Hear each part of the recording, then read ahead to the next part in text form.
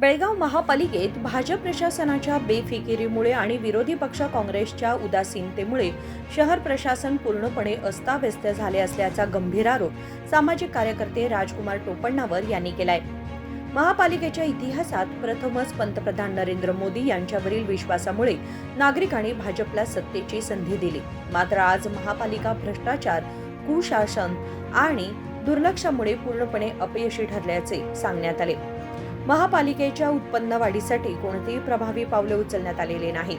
मार्च 2022 पासून पालिकेच्या उत्पन्नात सातत्याने घट होत आहे.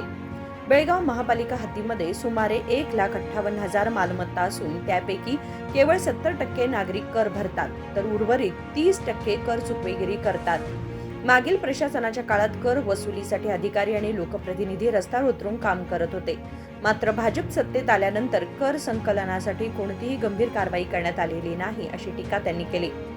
शहरातील महापालिकेच्या व्यावसायिक गाळ्यांची भाडेपट्टी मुदत मार्च 2022 मध्ये संपली असतानाही अद्याप नव्या लिलावाची प्रक्रिया राबवण्यात आलेली नाही. त्यामुळे लाखो रुपयांचे उत्पन्नाचं नुकसान होत आहे.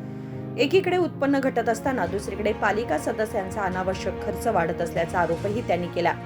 CITIIS 2.0 योजना राबवली गेल्यास कचरा व्यवस्थापनात क्रांतिकारक बदल होऊ शकतो. कचऱ्याचं शास्त्रीय वर्गीकरण, पुनर्वापर, कंपोस्ट निर्मिती, स्वच्छतेत सुधारणा आणि हरित रोजगार निर्मितीसाठी ही योजना उपयुक्त ठरणार आहे. मात्र पालिकेने आपला निधी वेळेत सोडलेला नाही. तसेच निविदा प्रक्रिया विलंबित केल्यामुळे ही महत्त्वाची योजना हातातून जाण्याचा धोका निर्माण झाला आहे.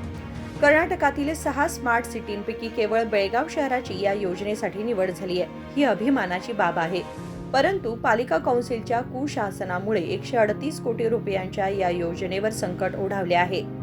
या योजनेमध्ये केंद्र आणि राज्य सरकार प्रत्येकी 40%, तर महापालिकेने 20% निधी द्यायचा आहे. राज्य सरकारने आधीच दिलेल्या निधीतूनच वापर करण्याचे निर्देश दिले आहेत. त्यामुळे पालिकेने स्वतःचा वाटा धरून सुमारे 81 कोटी रुपयांची तरतूद न केल्यास ही योजना रद्द होण्याची शक्यता आहे. आतापर्यंत पालिकेने 65 कोटी रुपयांची कर वसुली केली असून त्यापैकी सुमारे 60 कोटी रुपये खर्च करण्यात आले आहेत.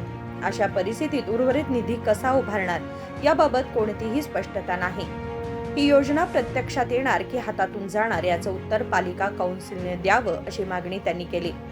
इतकी महत्त्वाची योजना धोक्यात असताना बेळगावचे खासदार जगदीश शेट्टर आणि स्थानिक आमदार अभय पाटील यांनी या संदर्भात कोणती ठोस पावले उचलली आहेत हे जनतेसमोर स्पष्ट करावे, असेही त्यांनी सांगितले.